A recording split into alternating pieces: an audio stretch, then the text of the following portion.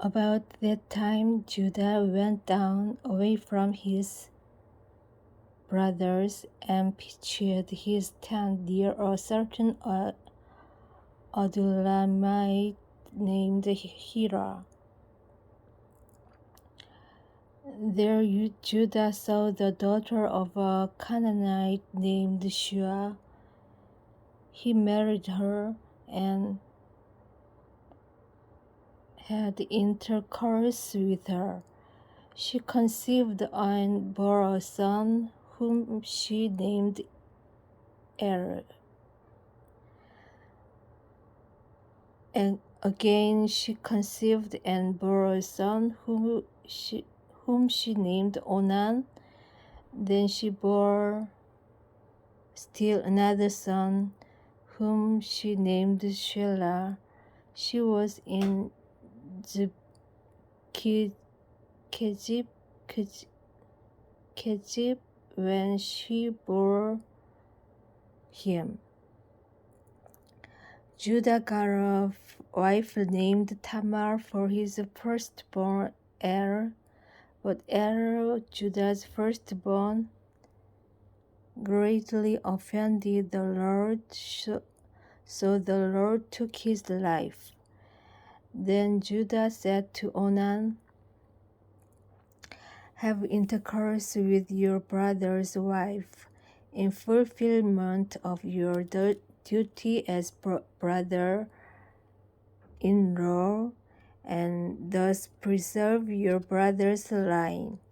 Onan, however, knew that the offspring would not be his, so whenever he had intercourse with his brother's wife, he waste his seed on the ground to avoid giving offspring to his brother. What he did greatly offended the Lord, and the Lord took his life too. Then Judah said to his daughter-in-law Tamar, "Remain a widow in your father's house until my son Shelah grows up," for he feared that Shelah also might die like his brothers. So Tamar went to live in her father's house. Time passed, and the daughter of Shua, Judah's wife, died. After Judah completed the period of mourning, he went up to Timnah to those who were shearing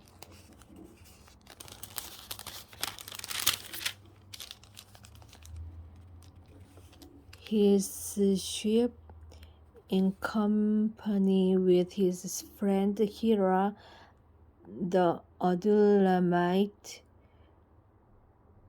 Then Tamar was told, your father-in-law is on his way up to Timnah to shear his sheep." So she took off her widow's garment, covered herself with a shawl, and having wrapped herself sat down at the entrance of Enaim, which is on the way to Timnah, for she herself she was aware that although Shelah was not grown up, she had not been given to him in marriage. When Judah saw her, he thought she was a harlot, since she had covered her face.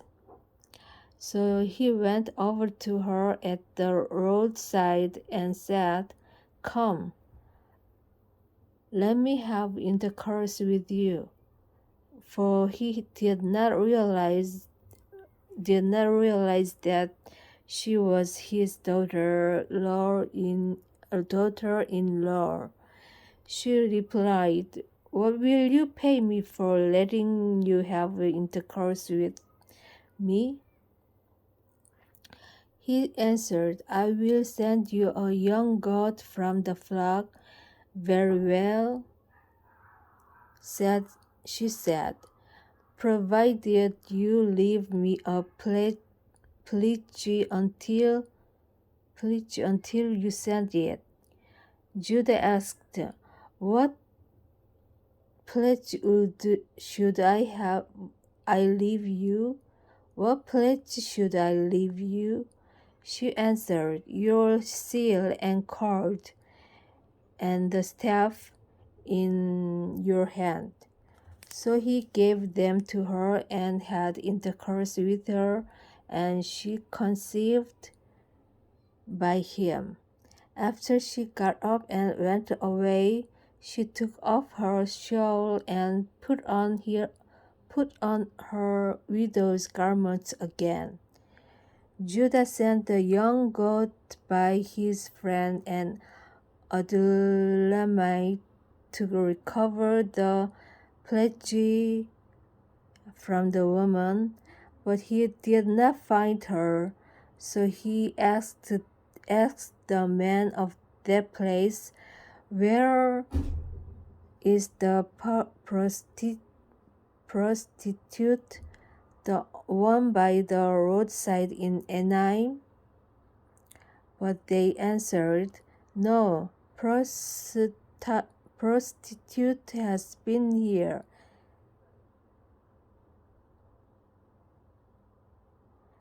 He went back to Judah and told him, "I did not find her, and besides, the man of the place said, 'No prostitute has been here. Let her keep the things." Judah replied, "Otherwise we will become a laughing stock. After all, I did send her this young goat, but you did not find her." About 3 months later, Judah was told, "Your daughter-in-law Tamar has acted like a harlot, and now she is pregnant from her harlotry." Judah said, "Bring her out, let her be burnt." But as she was being brought out, she sent word to her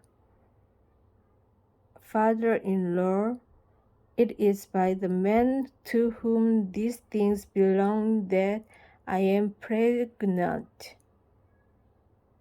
Then she said, "See whose seal and cord and staff these are." Judah recognized them and said, "She is in the right rather than I, since I did not give her to my son Shelah." He had no further sexual relations with her. When the time of her delivery came, there were twins in her womb. While she was giving birth, one put out his hand, and the midwife took and tied a crimson thread on his hand, noting, "This one came out first." But as he withdrew his hand, his brother came out, and she said, "What a breach you have made for yourself."